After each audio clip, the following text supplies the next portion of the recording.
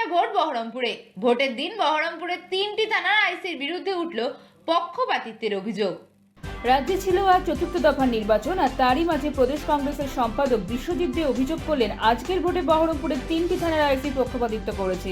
এই 3টে থানার আইসিকে সরিয়ে দেওয়ার দাবিও করেছেন তিনি। অভিযোগ, ভরতপুরের 25টি বুথে ছাপ্পা ভোট চলেছে। প্রিজাইডিং অফিসারের কানে কানে বলে দিচ্ছেন তৃণমূলকে ভোট দিতে হবে। কেন্দ্রীয় বাহিনীর ভূমিকা সদর্থক নয় বলেও অভিযোগ প্রীতম ঘোষের। বিশ্বজিৎ দে বলেন, মমতা বন্দ্যোপাধ্যায় যেভাবে বিজেপিকে সাহায্য করে ভোটে জিততে চাইছে, তারা সেটা না করে তৃণমূল নেত্রীর উচিত ভোট কেন্দ্রের বাইরে বসে ভোট ভিক্ষা করা। যেটা হ্যাঁ ওখান থেকে সেই রিপোর্ট এসেছে সেটাই ওনাকে বললাম। উনি বললেন আমি আবার বলছি, বললেন যে উনি যেটা অধীরবাবু বলেছেন যে ওরা অ্যাকশন নিচ্ছে, কিন্তু সেটা পেলে তারপর। কিন্তু আমরা যেটা বলতে চেয়েছি ওনাকে, যে আমাদের মাননীয় যেভাবে কংগ্রেস প্রার্থীদের হারিয়ে বিজেপির সাহায্যে এখানে জমি দখল করার চেষ্টা করছেন, বিজেপি এবং তৃণমূল একসঙ্গে যৌথভাবে, এটা না করে তারা বাটি নিয়ে যে যে অঞ্চলে ভোট হচ্ছে, যে যে পোলিং স্টেশনগুলো আছে তার সামনে বসে পড়ুন এবং মানুষের কাছে আবেদন করুন, আমরা আপনাদের ভোটের রায়ে আসতে পারবো না, আমরা জোর করে, চুরি করে, ডাকাতি করে, ছাপ্পা ভোট মেরে আমরা ভোট করতে চাই, আপনারা আমাদের সাহায্য করুন।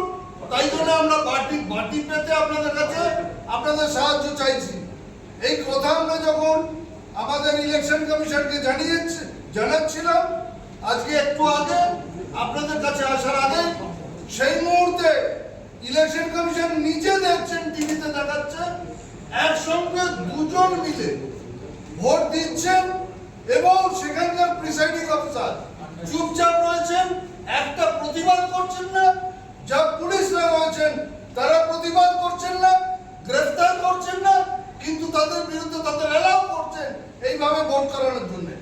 এইভাবে বিভিন্ন জায়গায় ভোট করে, চুরি করে এখানে বিজেপি এবং তৃণমূল যৌথভাবে কংগ্রেসকে হারিয়ে ক্ষমতা দখলের চেষ্টা করছে। তার বিরুদ্ধে আমরা তীব্র প্রতিবাদ জানিয়েছি এবং আমরা এও জানিয়ে গেছি, দুপুরবেলা আমরা ফিরে যাচ্ছি আপনাকে প্রথম দফার অভিযোগ জানিয়ে, যদি না হয় আমরা দ্বিতীয় দফায় আবার আসবো।